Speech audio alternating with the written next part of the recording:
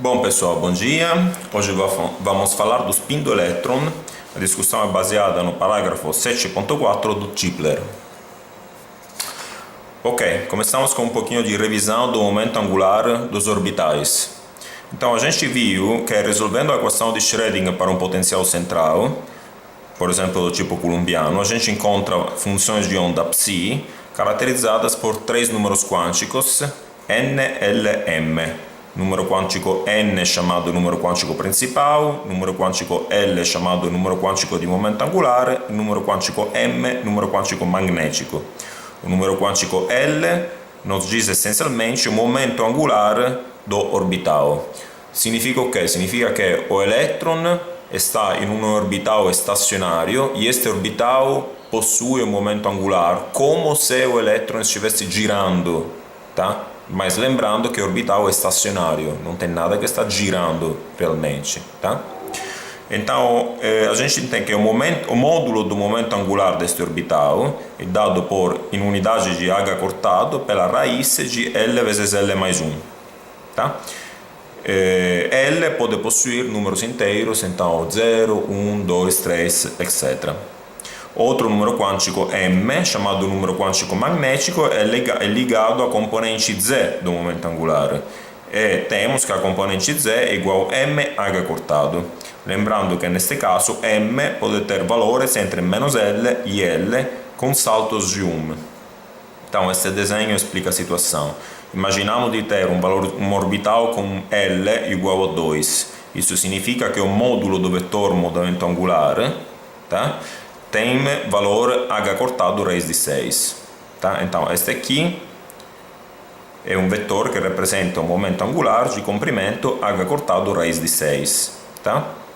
Agora, estamos dizendo que na meccanica quântica a componente z deste vetor pode ter só 5 valores. Ou menos 2h cortado, corrispondente a m igual a menos 2, ou menos 1h cortado, corrispondente a m menos 1, ou 0, ou h cortado, ou 2h cortado, pelos outros valores de m. Ok? Vamos ver como este conceito de momento angular se generaliza para o momento angular intrínseco do elétron e vamos descobrir qual o valor de L que descreve este momento angular intrínseco. Ok, então introduzimos o conceito de spin do elétron. O spin do elétron foi introduzido na década dos anos 20 do século passado porque, estudando a estrutura fine das linhas espectrais, se percebia que tinha duas linhas, na maioria das vezes, quando na verdade a gente esperava só uma linha. Tá? Eram duas linhas muito próximas uma da outra e eram observadas aplicando um campo magnético externo ao átomo. Tá? Esta diferença de energia entre as duas linhas era da ordem para campos magnéticos comuns da ordem de 10 a menos 4 eletronvolt. Tá? Então, em 1925, Pauli teve a ideia que, como a gente tem que distinguir os dois estados, é necessário introduzir um novo número quântico que pode ter dois valores para distinguir os dois estados. Tá? O desenvolvimento histórico, digamos assim, não é fácil de discutir, mas outras duas pessoas importantes são Goldsmith e Uhlenbeck, que entenderam, junto com outras pessoas, que o número quântico introduzido por Pauli, na verdade, era a projeção do momento angular do elétron. Tá? É por isso é chamado spin, ou seja, a imagem que eles tinham era que o elétron era uma pequena bolinha que estava girando em si mesma, tá? Embora esta imagem é errada, tá? Mas é uma analogia interessante. Ok, então continuando a nossa analogia entre o momento angular intrínseco do elétron, ou seja, você tem que imaginar o elétron como uma coisa que possui momento angular, embora não esteja girando. Não tem nada que está girando. Tá? Então, continuando a nossa analogia com o momento angular, a gente sabe que o módulo do momento angular é descrito em unidades de h cortado pela raiz de um número quântico vezes s mais 1. Tá? e a projeção, o número de valores que pode ter a projeção ao longo eixo são 2s mais 1, né? Agora, como a gente precisa de dois estados, significa que a gente tem duas possíveis projeções do spin, certo? E para termos duas possíveis projeções, significa que m de spin pode ter seus valores menos um meio ou mais um meio, respeitando a condição que a diferença entre esses dois valores é 1. Tá? A introdução desse novo número quântico de spin, além de explicar a estrutura fine, explica também o experimento di Stern-Gerlach que vamos ver daqui a um minutinho. Ok. Bom, então vamos ver como o momento angular intrínseco é ligado ao momento magnético de um sistema. Então, se a gente imagina uma partícula de massa m, carga Q, que está girando em um círculo de raio R, esta partícula gera um campo magnético. Se a partícula for com carga Q, gera um campo magnético, certo? Então podemos imaginar este aqui como um pequeno circuito com uma certa superfície e uma corrente que está girando nesse circuito, tá? E este circuito já, digamos, possui um momento magnético μ, que vai ser igual a Q dividido por 2m vezes o momento angular da partícula, tá? Vamos ver no caso do momento magnético orbital. Orbital significa do orbital que o elétron tem nos arredores do núcleo. Então a gente tem que o módulo do momento magnético vai ser igual à carga do elétron dividido por 2 a massa do elétron vezes o módulo do momento angular. Então, substituindo por L H cortado raiz de L vezes L mais 1, a gente chega na relação que o módulo do momento magnético orbital é raiz de L vezes L mais 1 vezes o momento magnético μb, chamado momento magnético de Bohr. O momento magnético de Bohr tem esta expressão e vale mais ou menos 9,27 vezes 10 a menos 24 Joule por Tesla. Tá? A projeção Z do momento angular vai ser igual a menos a carga do elétron. Aqui E se considera positivo, então esse sinal menos leva em conta o fatto que o elétron é negativo. Tá? Menos é H cortado sobre 2 a massa do elétron vezes M. Este M não é a massa do elétron, mas é o número quântico magnético. Tá? Então temos que a projeção Z do momento magnético vai ser igual a menos m vezes o momento magnético de Bohr. Ok, agora introduzimos o conceito de razão giromagnética. A razão giromagnética simplesmente é a razão entre menos H cortado o momento magnético é o momento magnético de Bohr vezes o momento angular, tá? Ou seja, essencialmente estamos fazendo o quê? Estamos reescrevendo, estamos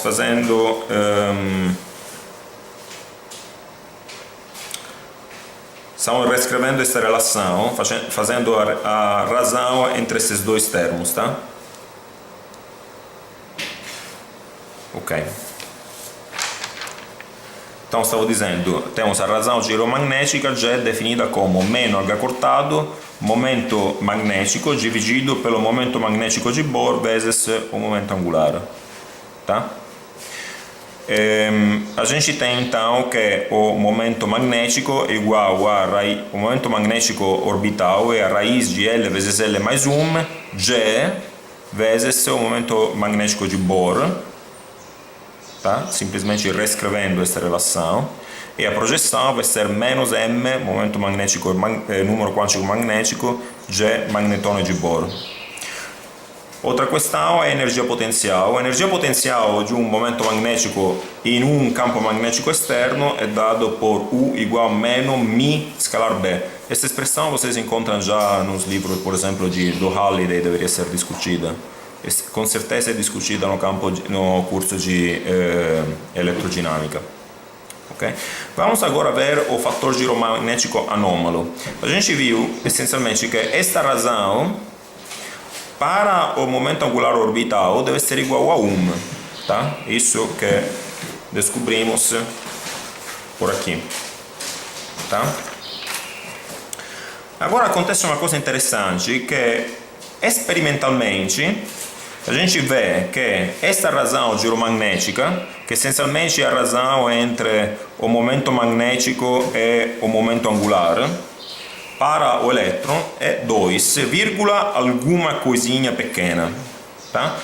In um outro curso a gente vai ver que poderia ver que 2 é a projeção que vem da equação de Dirac, que é a equação da mecânica quântica relativística, e estas correções são correções que é possível ser prevista pela eletrodinâmica quântica, tá? Seja como for, este número GS se chama momento razão giromagnética anômala, para dizer anômala que é diferente de 1, que é o valor esperado para o momento magnético orbital.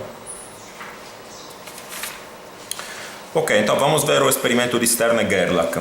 O experimento de Stern-Gerlach é feito com átomos quentes, então com uma certa velocidade. A gente tem um forno que esquenta os átomos têm uma certa agitação térmica e são emitidos em todas as direções, tá? Aí a gente coloca um colimador para selecionar um feixe de átomos. Este feixe de átomos passa por um campo magnético que é uniforme na direção X e Y, mas tem um gradiente na direção Z. Então temos que a força, que é dado da meno gradiente da energia potencial, a força possui uma componente Z igual ao momento magnético na direção Z vezes a derivada do campo magnético na direção Z. Muito bem. Então vamos discutir. Se a gente considera, por exemplo, um feixe de um átomo com um momento magnético com um momento com L igual a 1, a gente, por exemplo, espera, então, como M pode ter valores menos 1, 0 e mais 1, essas são as três possibilidades de orientação do momento angular. Então, quando este átomo passa pelo campo magnético que não é uniforme, no caso de M igual a menos 1, ele é defletido para cima, no caso de M igual a 0, vai reto, no caso de M menos 1, vai para baixo. Então, a gente espera essencialmente três faixas, tá? Agora, se repetimos este experimento com um átomo de prata ou um átomo de hidrogênio no estado fundamental, o átomo de prata ou o átomo de hidrogênio não possuem um momento angular orbital, tá? E neste caso, possuem só um elétron no orbital mais externo, tá? Fazendo este experimento, a gente vê que, na verdade, existem dois feixes. O feixe inicial é dividido em duas partes, uma parte de cima e uma parte de baixo, exatamente a indicar que a projeção do momento magnético do elétron pode ter só dois valores, exatamente como introduzido por Pauli, Uhlenbeck e outros, tá? Ok, estas aqui são duas fotos do que acontece. Esta aqui, se o campo magnético for igual a 0, não há deflexão do feixe. Esta aqui, se o campo magnético é diferente de 0, há deflexão do feixe, o feixe se divide em dois, indicando exatamente que a projeção do momento pode ter só dois possíveis valores. Então, a função de onda completa de um elétron agora tem quatro números quânticos: principal, do spin, magnético e mz, que é a projeção z do momento angular intrínseco do elétron. Então, em geral, o estado fundamental é ser uma combinação linear, por exemplo, do caso do átomo de hidrogênio, de um orbital com n igual a 1, L igual a 0, M igual a 0 e mz igual a mais um meio, ou seja, spin do elétron para cima, e outro com spin do elétron para baixo. Bom, isso conclui a discussão deste parágrafo.